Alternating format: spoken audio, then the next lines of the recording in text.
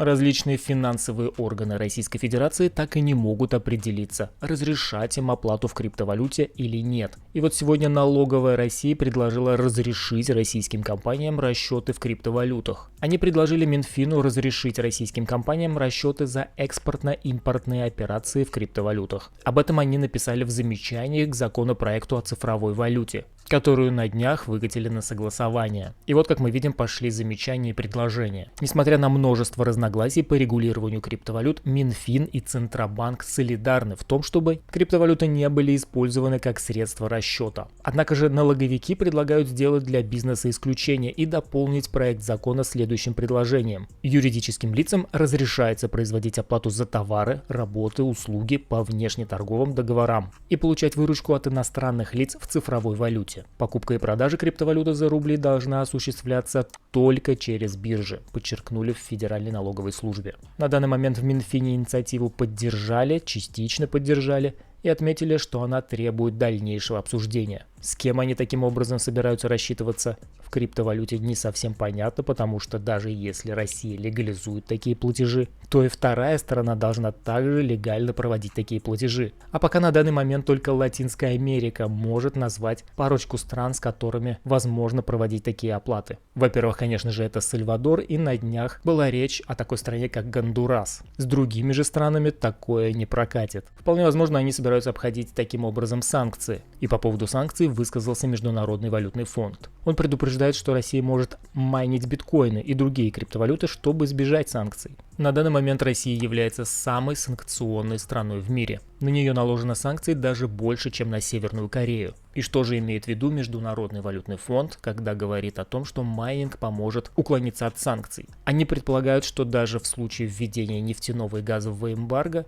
все эти энергетические ресурсы можно просто направить на майнинг криптовалют. Как они выразились, монетизировать энергетические ресурсы, которые нельзя экспортировать. Однако в самой России считают по-другому. По крайней мере, на начало 2022 года было такое мнение. Нет однозначного мнения о том, чтобы разрешить майнинг крипты. Можно сказать даже наоборот. Его хотят по максимуму ужесточить и зарегулировать. Возможно, после 24 февраля 2022 года это мнение поменялось, и в связи с тем, что введено большое количество санкций, майнинг будет одним из способов монетизировать свои энергоносители. В Беларуси определили порядок взыскания криптовалют. Министерство юстиции Беларуси установило порядок взыскания цифровых валют в рамках исполнительного производства. Документ принят для реализации февральского указа о создании реестра биткоин-кошельков, использовавшихся в противоправной деятельности. Учет изъятых или арестованных криптовалют должен осуществляться органами, ведущими уголовный процесс. Постановление от 14 апреля закрепляет процедуру взыскания криптовалют, в том числе при конфискации имущества должника. Порядок также предусматривает их оценку и реализацию в рамках исполнительного производства. Но вот так можно сказать, в Беларуси признали криптовалюты,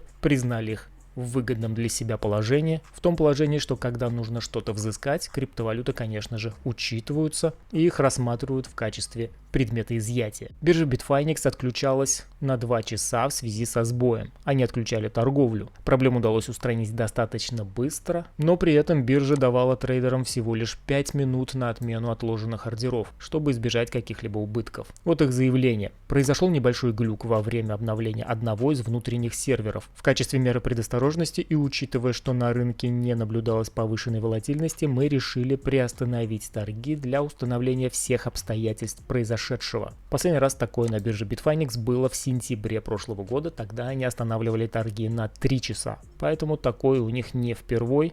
Да, неприятно, но все-таки удалось избежать больших потерь, и это был все-таки, как они заявляют, не взлом, а просто внутренняя какая-то проблема. Еще одна интересная новость касается Dogecoin. Оффлайн-транзакции Dogecoin через Starlink Илона Маска могут стать следующим важным событием для монеты Doge. На данный момент фонд Dogecoin работает над использованием спутников Starlink Илона Маска, чтобы внедрить такую инновационную штуку, как оффлайн-транзакции. Это очень сильно облегчит глобальную связь даже в тех областях, где подключение к интернету затруднено или недоступно. Как они это называют? Радио-доги. То есть интернета у вас нет, а через спутники Илона Маска будет возможно переслать доги от одного человека к другому. Радио Доги использует недорогую радиотехнологию, которая будет объединена со спутниковой сетью Starlink для облегчения рентабельных офлайн транзакций Dogecoin. По мне, так это очень крутая штука. Но, естественно, это не будет работать в России, потому что, во-первых, оплата в криптовалюте запрещена, во-вторых, спутники Starlink запрещены. Сегодня, просматривая индикаторы, заметил вот такую штуку на P-Cycle Top Indicator. При приближении локальной ситуации совсем у нас уже близко пересечение сигнальной линии. Если не произойдет какого-то сильного ценового обвала на днях, то буквально через пару дней,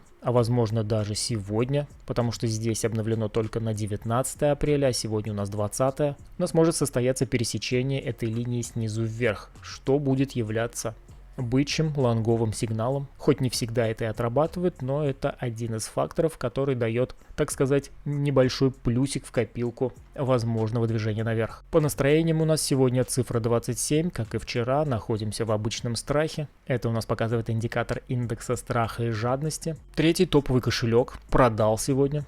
Минус 1500 биткоинов. До этого он все скупал. Была у него продажа 5 апреля. И вот сейчас 20 апреля также состоялась продажа на минус 1500. Ну и как мы уже замечали ранее, стоит ему преодолеть во восходящем движении какой-нибудь максимум, так начинается у него продажа. Так вот и вчера случился прострел наверх, обновили максимум, и он слил 1500. С большой долей вероятности, если мы будем пробивать вот этот максимум на уровне 43 400, то он сольет еще 1500 биткоинов, ну или около того. Ну а если мы пойдем ниже, то скорее всего он будет еще докупать. Вот такая у него стратегия на данном кошельке. По крайней мере, зависимость просматривается именно такая. Но что касается резерва биткоина на всех биржах, то мы видим, как он снова пошел вниз. Снова у нас биткоин больше выводит, чем заводит на бирже. И если посмотреть историю побольше, то мы видим, как с марта 2020 года баланс начал уменьшаться, и примерно с этого же времени мы видим ценовой рост биткоина. Поэтому дальнейшее снижение, по крайней мере сейчас, нам говорит о том, что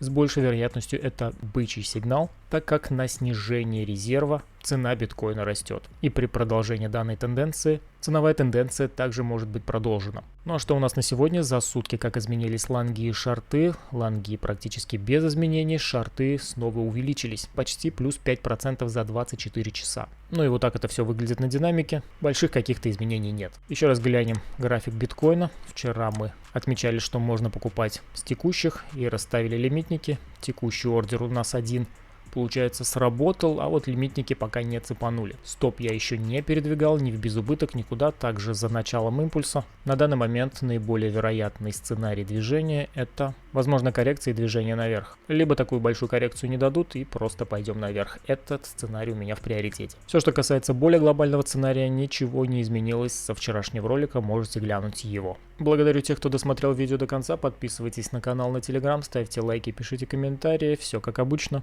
Ну и всем удачной торговли, счастливо.